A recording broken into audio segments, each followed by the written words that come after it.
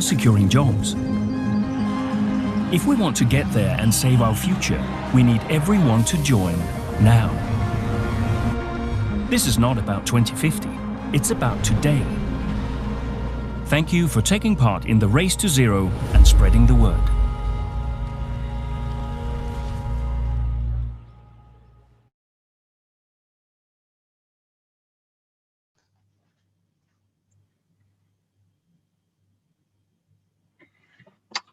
Hello everyone, good morning, good afternoon, good evening, wherever you are in the world. It is a pleasure to kick off this session today, the Industry Day of the Race to Zero Dialogues. My name is Anthony Hobley and I am the Director of the Mission Possible platform, a collaboration of the World Economic Forum and the Energy Transitions Commission. It is a pleasure for the forum to co-host today's session with the International Trade Unions Confederation and with the COP Champions team. The session is part of the forum's climate action drumbeat in the lead up to COP26. Today, with just about 12 months to go to Glasgow, we must all step up our commitments and make sure that we turn commitments into action and collaboration. That's what we call at the forum the 3 A's strategy: ambition, action, and alignment to deliver a net zero, climate aligned global economy. The Industry Day of the Race to Zero is just about that. It's about bringing together heavy industry, consumer industry, government, civil society to mobilize concrete action and to accelerate the net zero industry transition. We must all do our part to support the healthy, resilient, zero carbon economies that create decent jobs, unlock inclusive and sustainable growth. That transformation is well underway, but we all know it needs to go faster. So we must convert ambition to scaled action. This is what we're going to focus on in our sessions today that kick off a total of 10 sessions ranging right across industry throughout the day, which we're running on behalf of the High Level Champions team in partnership, as we said, with the International Trade Unions Congress. Please go to the forums or the UNFCCC's website to contribute, debate and have your say on how we shape today. And also during the session, you can contribute through Slido. You will have seen the slide before with the link. I hope many of you used your phones to connect, but if not, please go to Slido and you can put your questions to the panel. I would like to introduce our 2 high-level champions, Gonzalo Munoz, the Chilean COP champion from Chile, and Nigel Toppin, the UK's high-level climate action champion, representing the sort of UK's COP26 team. Gonzalo, over to you. Thank you very much, Anthony, and definitely welcome everyone to the second day of the Race to Zero Dialogues. As Anthony well explained, we will focus today on the net zero transition in industry. First, on behalf of both Nigel and me, we want to say a big thank you to the World Economic Forum, the Mission Possible platform, the International Trade Union Confederation, and all our incredible partners for bringing together leaders from industry, government, and civil society to mobilize action and accelerate the net zero industry transition. We know that we need to scale up commitments and keep up the momentum to maximize progress and tangible outcomes at COP26. What that means varies widely across the different stakeholders within what we call industry. Goes from steel, aluminium, and mining to apparel and fast-moving consumer goods, and across their scopes and different value chains. They all have unique challenges and opportunities on the path to net zero emissions. Thanks, Gonzalo. I must just first thank you for getting up at silly o'clock. I don't know what time it is in Chile, but I feel like I had to get up early, but it's like 4 o'clock in the morning. So great to see you, and thanks, Anthony. And I hope no one from any of the other dialogue days is listening in, because I have to admit this is my favorite day, having spent the first half of my career in industry. So as Gonzalo says, there's a real broad scope today, but as well as those individual challenges of each sectoral transformation, there are some really important points of interconnection where gains in one sector can have powerful ripple effects throughout all industries to accelerate our progress towards decarbonisation. In fact, I think we can see that some of these ripple effects are now becoming surges. I think of some of the technologies like storage or hydrogen, which cut across so many sectors, and I will be hearing about those. I mean, the purpose of our morning briefings is to to try and frame the vision of the theme for the day, in this case industry, drawing on the work that you, Anthony, and your team and everyone else in the Marrakesh Partnership community has been putting together on the climate action pathways to set out the blueprint for the vision, with a particular emphasis, as you say, on the first steps, but also a clear sense of where we're going. I like to think of these visions as an exercise in rigorous imagination. I think that we often forget that imagination is the key tool in the engineer's toolkit. If we can't imagine something, then we can't build it. So let's look back from 2050. In 2050, industries look very different to how they look now. They've gone beyond net zero emissions to become regenerative. They're delivering tangible social and economic and environmental benefits to the world at large, such as dignified employment, social inclusion, regeneration of nature, to name but a few. And no single factor can explain that radical transformation. This is systems transformation. It's the outcome of the accelerating feedback between multiple drivers of change. New technologies, of course, novel business models, progressive public policies, enlightened customer choices, forward-thinking investment decisions, to name a few. Sure, and getting that and connecting to also what has been moving me during the last years, industrial production will follow a circular logic. Then seized resources to be used again and again, and necessary waste will quickly become a thing of the past. As we say in Triciclos, waste is an error of design that can and must be corrected. We'll talk about that during the day. The volume of natural resources used by industry will be well within planet's capacity to replace. We will also see the rise of positive feedback loops, regulations, financial markets, and consumer behaviors will be structured in such a way as to reward those businesses that act responsibly. Climate action will definitely become a source of competitive advantage, and data-driven transparency system will allow misaligned companies to be quickly identified. High carbon legacy firms will swiftly, definitely disappear. Yeah, and I mean, I just saw in the news today, I think a $600 million investment in a coal-fired power plant being written off. It's a good example of high carbon legacy firms being valued correctly.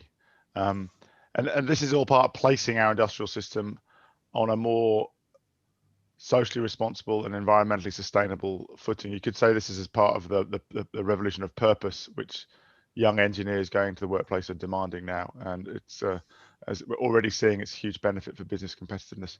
And we know that in 2050, net zero companies will be the ones that have been resilient to the effects of climate change and natural disasters.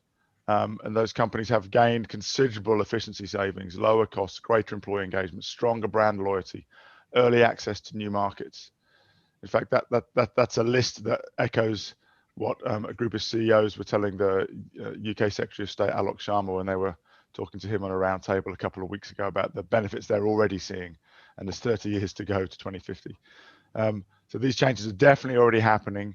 As they've done in every industrial disruption in the past, the pace of change we know is always painfully slow at first, but then goes exponential. And this is the decade of exponential change where volumes go up, costs go down, actually in quite a predictable learning way, and transformations follow the S-curve through to full market adoption, faster than any incumbents ever predicted. And we'll be seeing sector after sector where the pace of change now is way faster than anyone predicted 3 years ago. And that's why we're so excited to be opening day 2 of the dialogues, to hear under the expert curation of the Mission Possible platform, ETC, WEF, and ITUC, hear about these new systems transformation from different perspectives, so that we can learn what to expect in our collective race to the zero carbon economy of the 2040s. Great, Nigel and Gonzalo, that's an excellent segue into the amazing panel we have for you here. And I think you pretty much described the sort of virtuous flywheel that we would like to talk about. So that flywheel is really starting to go. I'm going to dive, in the interest of time, I'm going to dive straight in and introduce our panelists as I come to each of them. To be honest, we have such a great panel from across government, civil society and industry. They probably need very little introduction. First, we have Sharon Burrow, General Secretary of the International Trade Union Confederation, our partners for the Industry Day today. Sharon, heavy industry supports millions of jobs and workers in these sectors we're talking about, and they've historically won, after a hard fight, good conditions via collective action, and that could potentially be a barrier to the change we're talking about today. So how do we ensure that this is seen as a jobs-focused, just transition with policies designed to trigger the shift to green industries, whilst at the same time ensuring decent work within them? So good morning, Anthony, and indeed, thank you, Nigel and Gonzalo, for all the work you're doing to manage these discussions. But Mission 2020, of course, we are very grateful for the partnership, because workers matter. Workers are at the centre of delivering the product that we're talking about. And indeed, these industries hold very good jobs. They're very well unionised. They've often set the pace for the standards of livelihoods, of safety, of the kind of, decent work that we talk about for every sector. If you look at this industry, though, many of these plants are actually also at the heart of communities. So they generate many other jobs. So they're vital to both the workers and their families, to communities, and of course to the nations that they serve, either directly or indirectly through trade. But we take the view that every sector has to transition to give us a fighting chance to meet the net zero targets, but it must be a just transition. There's no doubt that if it's not based on social dialogue and agreement with workers, if it's not ambitious, and that means we're necessarily backed by government, then this will actually risk jobs. Whereas if we make the transition, it will protect and potentially grow jobs into a net zero economy. But we cannot stand back and allow these sectors not to transition, because what that'll mean, Anthony, is a steady decline. I must say that the prevailing view in this industry, when I sat on the new climate economy, everybody knew you had to get to it, but there was a kind of prevailing view it was in that other, too hard to address camp. Well, Mission Possible changed that. And it gave people like me, and I know Nigel and you and others, real heart that we could make this happen. So steel, aluminium, cement, think about those sectors. They're vital for construction, for transport, for manufacturing, and so much more. And now those industries themselves are actually demanding cleaner production. So it's not just the jobs in heavy manufacturing, it's the jobs in transport, in construction, in cities and mass transit, in all of those areas, including services. And don't discount consumer choice. If the construction sector says we want to build 6-7 star buildings, then what is going to be the demand back into those heavy industries?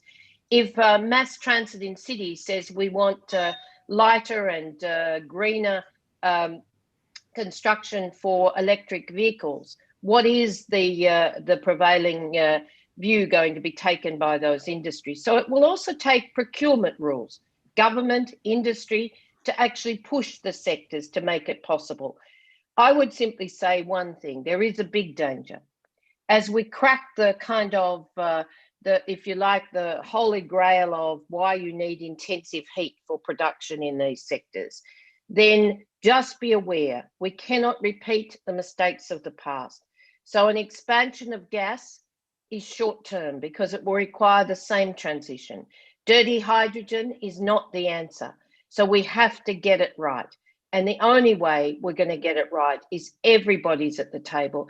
It does please me to see some industry sector consumer bodies are actually, employer bodies are actually there, but many aren't. And so we need to make sure that where that's the case, where you have leaders, those industries are protected as well. And it may require border adjustment strategies, but all of this will take dialogue and agreement. The message is we can and we must do this. Sharon, thank you so much. I mean, there's a lot we can do in industry to show that this works, and to sort of to do systems demonstration and to push sort of early innovation. but the role of governments in our virtuous flywheel is absolutely critical. Next, we have Isabella Lövin, the Deputy Prime Minister of Sweden and Minister for Environment and Climate. Isabella, how can governments work in collaboration with industry to enable systems level transformation? What is your experience? Sweden's a leader in this transition in many ways. So what's your experience on the sort of the role of public-private cooperation? Perhaps if we take the pioneering hybrid green steel project as one example, and the other, your leadership alongside India in the industry group for transition, Lead It. Well, thank you, Anthony. Thank you to the World Economic Forum and Mission Possible for arranging these very important dialogues. And before I answer your question about green steel and hybrid and the creation of real sustainable jobs in Sweden due to the green transition, I'd like to answer the question about how we can facilitate and make it possible with the green transition and create new jobs and make it a just transition. And I think the pathway forward is in 3 steps. First of all, you need clear policy, you need predictability. And in Sweden, we adopted a climate law in 2018. We have a broad majority in the Swedish parliament behind a climate framework with real accountability for each and every government up until 2045, where the Swedish parliament set a goal that Sweden should reach net zero emissions by 2045. Now, the next step is, of course, resources and financing. And the Swedish government has allocated a lot of funding for the industry to make real technological leaps. We are a very export-dependent country, and we have very many heavy industries, one being the steel industry. So by a financial co-financing mechanism called the Industrial Leap, we also provide support to these industries so they can really contribute to our goal of getting to net zero emissions by 2045. And I'll get back to that. The third pillar in this work is the public-private cooperation. And we created a platform called Fossil Free Sweden, where sector by sector, the Swedish private sectors and also together with municipalities and the academic world can work out roadmaps how to get to net zero emissions by 2045. Now, as a result of this work and supported by these measures, one practical example is the hybrid project, which is, I think, world leading on producing fossil-free steel by clean hydrogen, not the fossil one that Sharon mentioned, but really produced out of renewable energy. And this is really a paradigm shift for the steel industry. In Sweden, it accounts for 10% of our emissions. And now we already have a pilot plant that is built and already producing clean steel up in the north of Sweden. And when I visited the north of Sweden, Luleå, and met with the workers there, they are so proud and they're so enthusiastic because they know that this is really securing their jobs for the future. And we're seeing a technological shift in steel manufacturing that is the first one, I would say, in 1,000 years, when you go from coal in the steel production to clean hydrogen. Now, so we need to really share these principles and share these experiences internationally.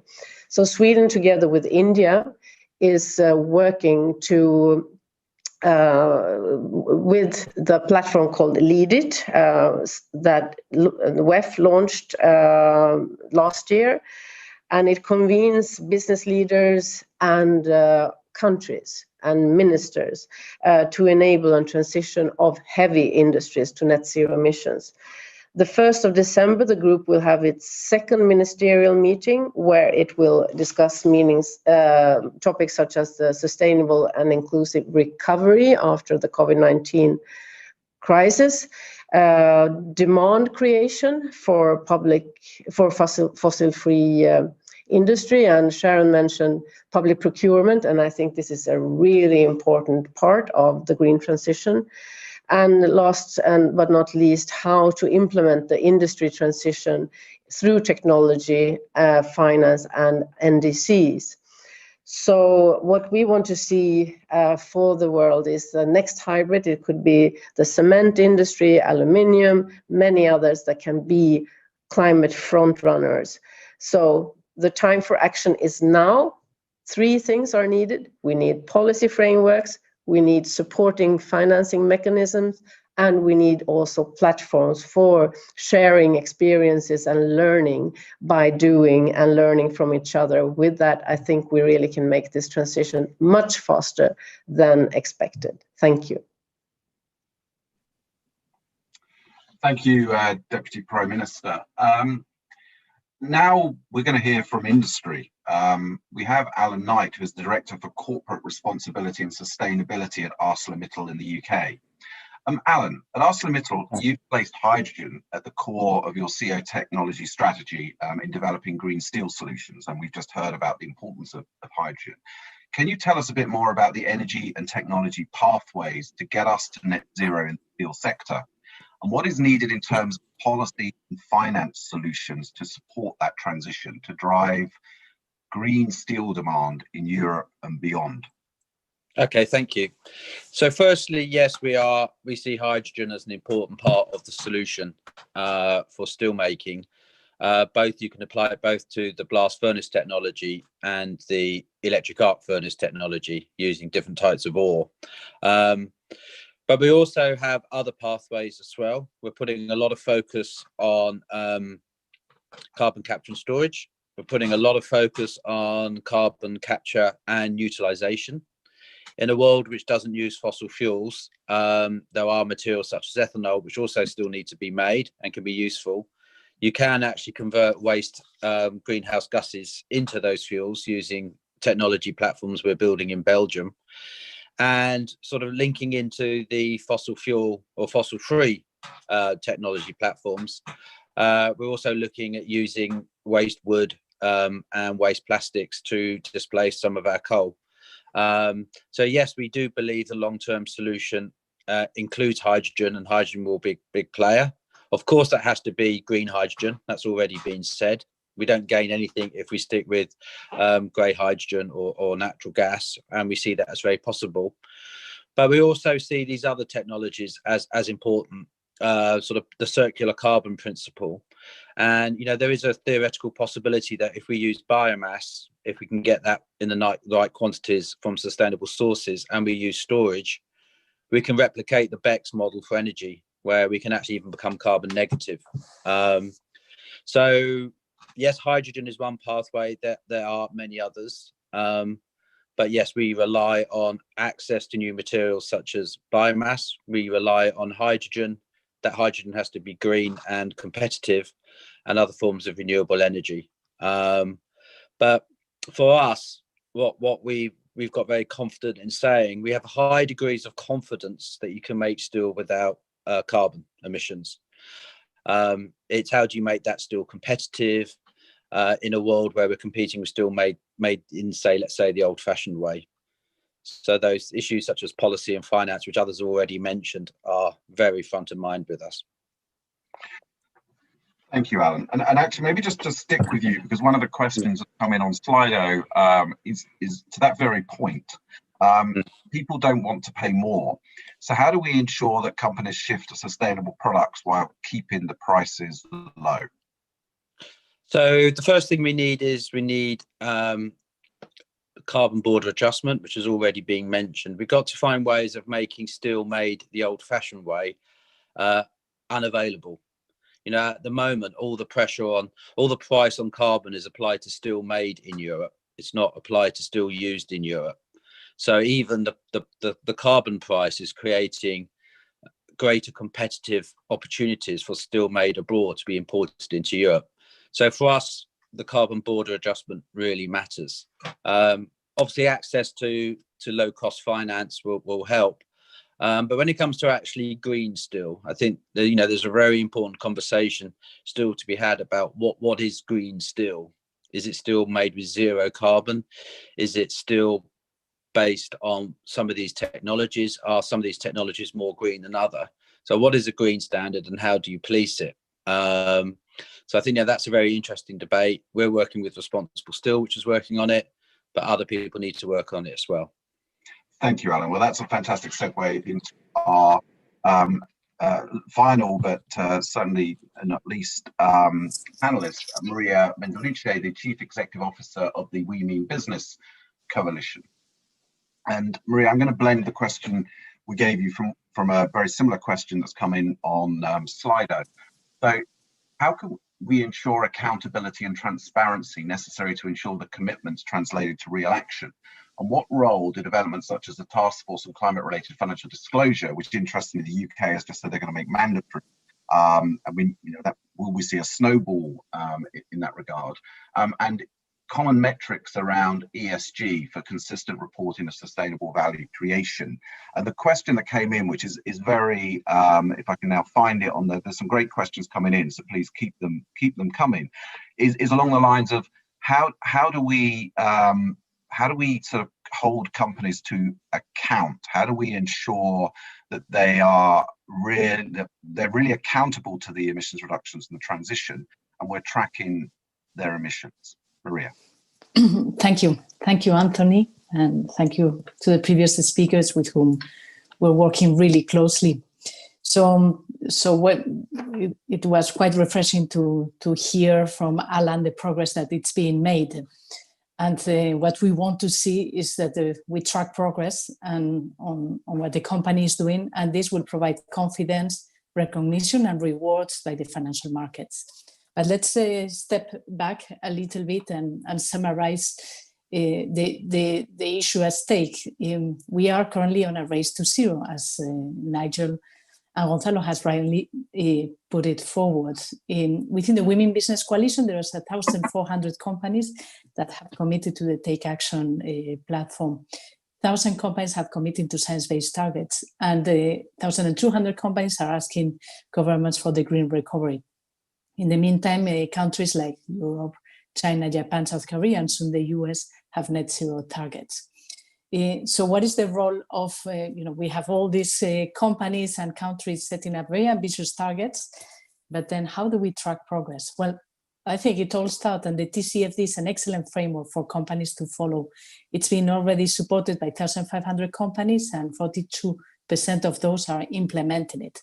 And the first starts with understanding risk and opportunities and develop targets. And that's where the Science-Based Targets Initiative provides an excellent tool for companies to project what they're going to do.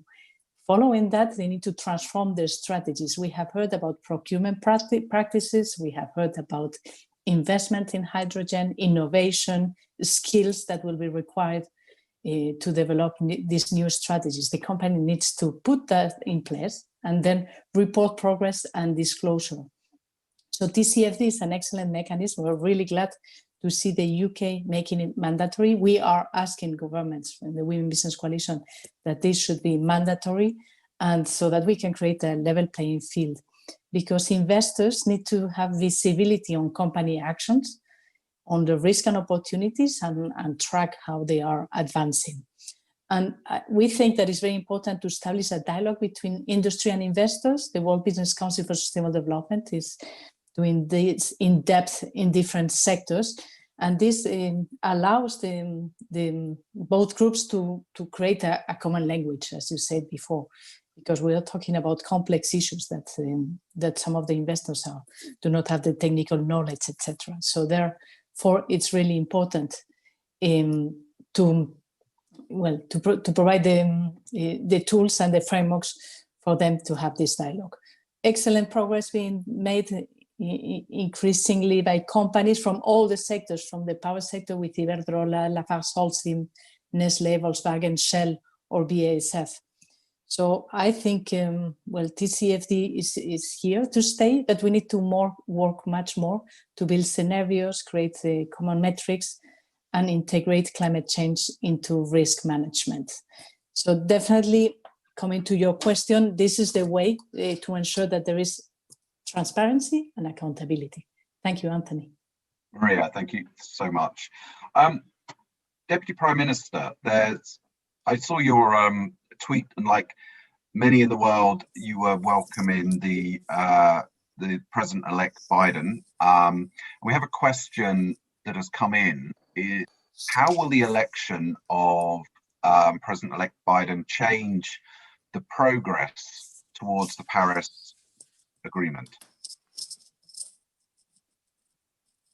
Thank you. No, I think it will have really a huge impact on the climate work and our cooperation ahead. I think with two perspectives. One, the international one. The President-elect Joe Biden, he said that within the first 100 days of his presidency, he would sum up for a summit for the countries that are responsible for the biggest emissions in the world. So that's a really powerful sign that the US wants to be a leader again on the fight against climate change. He personally is also very, very much engaged and was, I think, one of the first senators to put forward a climate law in the US Congress. The second, of course, very important arena for him, for the new administration to work is nationally in the USA. And he has quite some ambitious targets to defossilize the electric sector by 2035, to put very stringent restrictions on the emissions allowed by cars, so to allow for electrification of the car sector very swiftly. Also, he's been very outspoken about wanting to abolish subsidies to going to fossil fuels and also protecting the Arctic and really the public ground that is would not be any more open to more exploitation when it comes to fossil fuels. So it's really, I think, the message going to the private sector and to the financing sector will be very, very clear that there will be a boom in renewable energy and going over to new technologies, and the US market is very big. And also that there will be huge support for the international work, both when looking at ODA, looking at how to support the developing countries to go to renewable energy and do a green recovery after the COVID-19 pandemic. And also the carbon adjustment mechanism that was mentioned earlier on. I think Joe Biden also has talked about that and how to use trade measures to accelerate the transition. Thank you. I'm going to take it now to Sharon, and in a sense building on that question, and also another question's coming about China. But the appeal of certain more populist politicians and leaders has been perhaps coming from sectors of society who fear for their future and jobs and well-being, and they perhaps looked to more populist leaders, and whichever way we look at it, President Trump still garnered a lot of votes in the presidential election.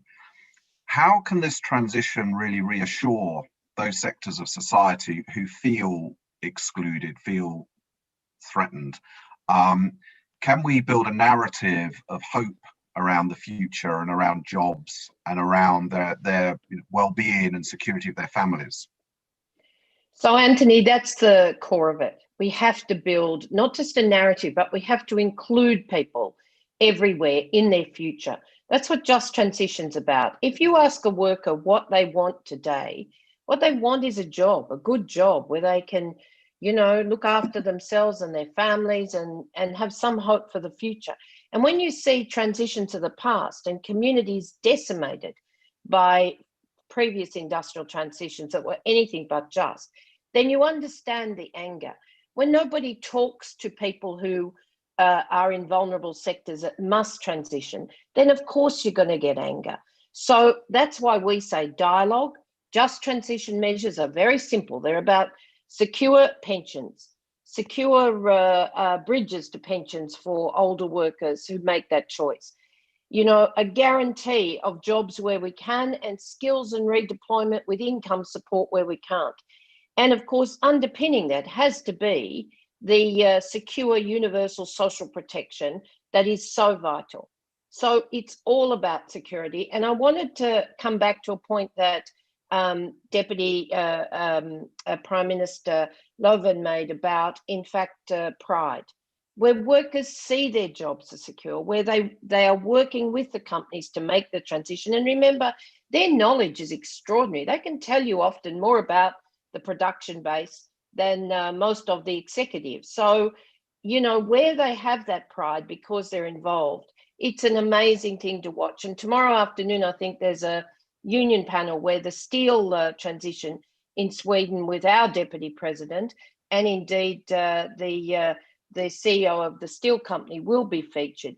But the other thing that we heard was about circular production. This generates more jobs and that will give workers more security.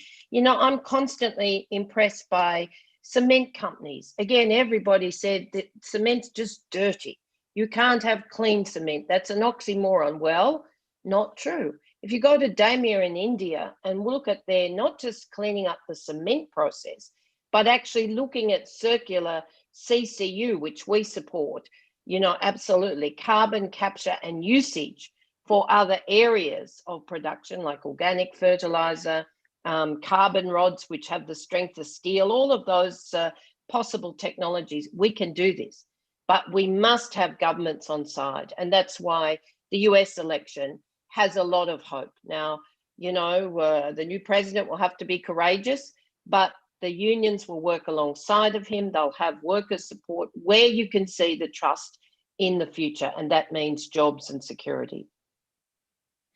Thank you, Sharon. In a moment, I'm going to come to Maria and talk about the road to COP and the possibility of delivering sectoral agreements across industry. But first, I want to bring in both Alan and Deputy Prime Minister Lovin. There's a lot of questions, and I apologise to those who are putting them in on finance, but I'm going to try and sort of synthesize the various questions on finance. So clearly a lot of interest in how we finance the transition from early stage technologies through the sort of that sort of classical valley of death, where you've got a technology, but it's still perhaps not able to provide the returns to the private sector needed to when that comes out the other end and you can scale technologies. We've seen much of this with clean energy, wind and solar, and now batteries and electric vehicles. So how do you both see that transition? And I think particularly, you know, what's really come out of a lot of the workshops we've been running under Mission Possible as part of our transition finance initiative, where we've been bringing the financial institutions together with the industries to talk about this and map out where you need the financing, what the risk profiles are, how you develop the sort of right financing products to do that, is that the policy framework's really important. And there's a critical role for public finance and private finance and the blending of the two. So perhaps maybe start with Alan. You know, what are the challenges you face as a company in financing these new technologies from pilot plants through to scale up?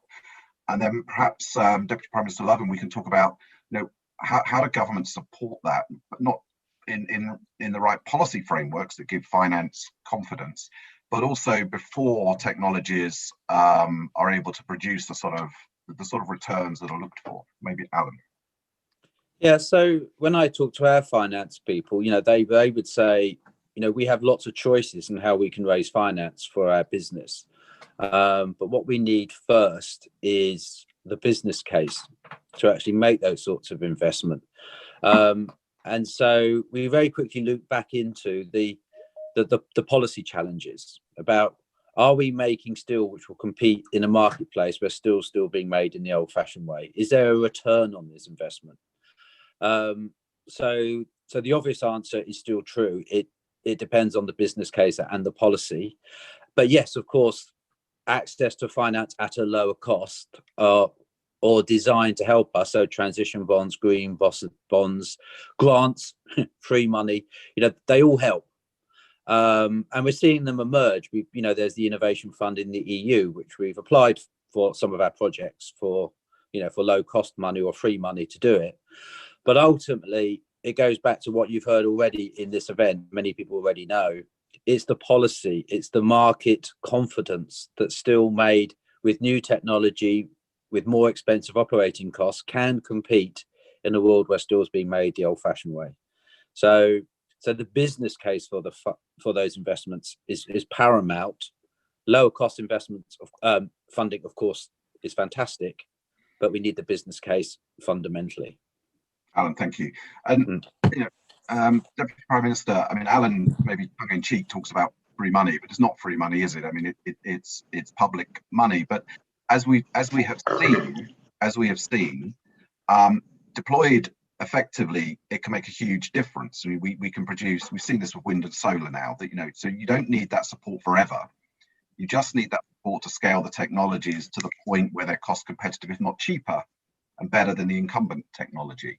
So what lessons do you think we've learned from deploying those policies in relation to renewable energy and now batteries and electric vehicles that we can apply in the industry transition? Well, I think we can learn a lot from that. I think the EU has a lot of policies that relates to the emission trading scheme, where the best available technology sets the benchmark, and then you have to pay if you pay for your emissions if you don't apply the best available technique. And I think that could be a very, very interesting mechanism. For instance, if we're looking at green steel production, if that sets the benchmark in a future reform of the ETS. Well, from the Swedish government side, we a few years ago, as I said, we launched this co-financing scheme called the Industrial Leap, where we're targeting the industry sectors that really need to have a technological transition. They just can't go the energy efficiency way, but have to find new processes in order to produce, for instance, cement and steel. And we're co-financing these very heavy investments that needs to be done. And I think for most industries, it's not possible to do that in the initial stage. And this has really started a lot of activity in Sweden. And now we added to that possibility of co-financing also green credit guarantees from the state. So the next 3 years, equivalent to 5 billion euros in green credit guarantees from the state. We issue that so that all the sectors that need to make this transition also can have credits with favorable terms where the state takes the risk. And I think that is a very small risk, because we all know that the climate risks are much, much bigger, as has been pointed out. So this is rather an opportunity. But also the financial institutions needs to weigh in the climate risk. But in this transitional time, the state wants to take and lift off that risk. Thank you both. The way you have both described and articulated the way industry and government can work together, fills me with hope. Maria, there's other ways in which business and government and civil society can work together over the next 12 months, and that's to deliver sectoral agreements. Again, rather tongue-in-cheek, we say that industry is not the business world is not a side event. It's obviously, the real economy is not a side event. It's critical that the real economy is engaged in the climate discussions and negotiations, because it's the real economy that will have to deliver the emissions reductions. One of the objectives, working with We Mean Business and working with our partners, the Energy Transitions Commission and RMI and WBCSD and many of the other organizations in this space that we have, is alongside the high-level champions to see if we can deliver sectoral agreements to bring some of the most fastest moving governments with the fastest moving companies in each sector to set the bar high on industry transition. Perhaps you could talk a little bit about that process and what might be possible in Glasgow 12 months from now. Thank you. So I think we're very excited to work with you, Anthony, on the Mission Possible platform, where we're developing roadmaps for 7-8 critical sectors that need radical collaboration to advance on the decarbonization plans. I think what we can deliver in Glasgow, it's a very solid proposal from these industry groups that are led by the CEOs of these companies about what the industry can do to accelerate the demand for clean products in those sectors, how the sector can work with the investors and the finance sector to unlock some of the barriers, and very importantly, the dialogue with policymakers on creating these enabling frameworks that are tailored to the sectors is extremely important. We have heard about carbon pricing, product tax adjustments. I think some of the technologies that are needed in these sectors require some de-risking, and that's really interesting what Sweden is doing there. And we need to just scale this across the globe. Mandatory reporting will be very important, and having a sectoral approach that is global will help enormously companies in these sectors, because we need to have common rules. We need to have a long-term vision, but common rules across the globe, so that companies can scale the solutions and don't have to tailor the solutions to different country regulations.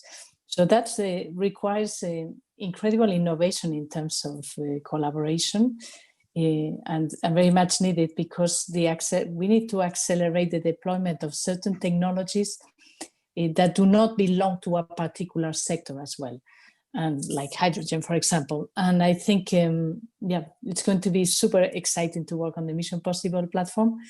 I think, watch the space. We're going to deliver great things for COP. Thank you. Yes, and we have some exciting news to come, hopefully in the next few days in that regard. Well, like always, when you're having fun, time flies, and we're a little bit over time. So I'm going to encourage closing remarks from our panelists in one sentence, with one sort of key word, perhaps, that is really resonating with you right now after this discussion. Sharon, you can set the bar high here. Okay, so sector agreements, big tick, and they're urgent, but don't leave workers out. You won't build the trust if the unions are not at the table with industry, with government.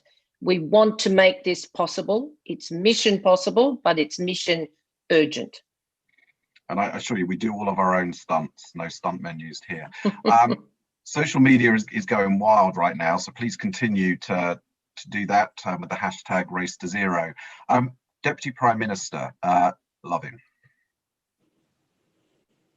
Thank you for that challenge. I think Sharon expressed it very well, and I think besides the cooperation aspect of this, we also need leadership.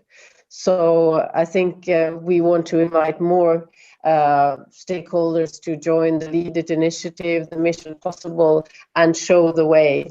And I'd also like to mention that in 2022, Sweden is going to host a UN conference on the environment, which is the 50th anniversary of the first ever conference on the environment held in Stockholm in 1972. And I think we can show more leadership there. Thank you. Thank you. Well, that's very exciting. Alan, what's your final word to our audience? I would say zero low carbon steel making is technically possible and can happen, but it needs good policy and effective green standards to make competitive. Wonderful. Thank you, Alan. And Maria, particularly in light of the movements we are seeing with China, with Japan, with South Korea following on the heels of countries like the UK and Ireland and others making net zero commitments, and many of the corporate net zero commitments that we are now seeing under the Race to Zero umbrella as part of the World Economic Forum's Net Zero Challenge. How do we sort of capture all that ambition and really deliver something pretty spectacular next year in Glasgow?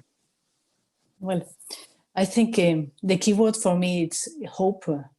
So if we spoke to many of the people in this panel 10 days ago, I mean, the outlook was quite negative, with coronavirus hitting really hard, with the US election showing a lot of doubt and uncertainty. And this week, every day, we have had a positive news that gives us hope that we can mobilize to solve the biggest challenge that we face, which is the pandemic and the climate change. Obviously, we want to solve this because this is good for the planet, but it's very good for the people. And so I couldn't agree more with the previous speakers that the people need to be at the center, and the people are going to be the ones that are going to help us drive this forward. There is an incredible momentum that is built now, where you have the private sector and the key countries that are pushing in that direction, and that requires a lot of dialogue. A dialogue so that we create the rules and the frameworks that will allow us to capitalize on this momentum. So I think the work that Anthony, that you're doing, and Nigel and Gonzalo are doing with the Race to Zero dialogues, it's a very important moment. I think we want to have more policymakers. We want to have Sweden always present, but more countries in these dialogues, because we need to talk much more to each other to accelerate and to deliver results in this decisive decade. Thank you. Maria, thank you very much. If you've enjoyed this conversation and this debate and discussion, there's plenty more where this came from today with our 10 sessions. So you can find out more about all of those sessions on the UNFCCC website and also on the World Economic Forum's website. If you want to see more or find out more about the work that the Mission Possible platform is doing, again, please go to the Mission Possible platform website, where you'll be able to find details of our initiatives across the 7 sectors. So aluminium, heavy chemicals, cement, steel, aviation, shipping, trucking, and also some of the cross-cutting work we're now doing in finance, in policy, on hydrogen, on circular cars. It's incredibly important work, and it's absolutely critical, where we're really bringing some of the leading companies, the fast movers, that those who really get it and know that they need to be part of the transition, with governments and with civil society to make this transition happen. And I would like to thank all of our panelists who've been great supporters of the work that we're doing, along with our partners at the Energy Transitions Commission. And we're really looking forward to working much more closely with We Mean Business as well, under the leadership of Maria, which we're very, very excited about. So thank you, Sharon, and to the International Trade Unions Confederation for supporting and being our partner today with the industry Race to Zero dialogues. Thank you so much, Isabella Loving, Deputy Prime Minister of Sweden, and for all your support, both with Mission Possible and the Lead It Group. Thank you, Alan Knight, and to your company, ArcelorMittal, for the great work and being leaders in this transition. And Maria, thank you as well. And obviously, our high-level champions, Gonzalo and Nigel, have gone on to other events, but we would like to thank them for inviting us, both ITUC and the World Economic Forum, to put on this day. There's also the Transport Day tomorrow and the Oceans Day the day after, which we are also leading on, which I hope many of you will find interesting. But I would like to close today's session, thank our panelists, and thank all of you who have taken part, all of you who have been sharing on social media, and also for submitting your questions through Slido. That's really contributed, I think, to the richness of the conversation and the debate today. Thank you. Thank you.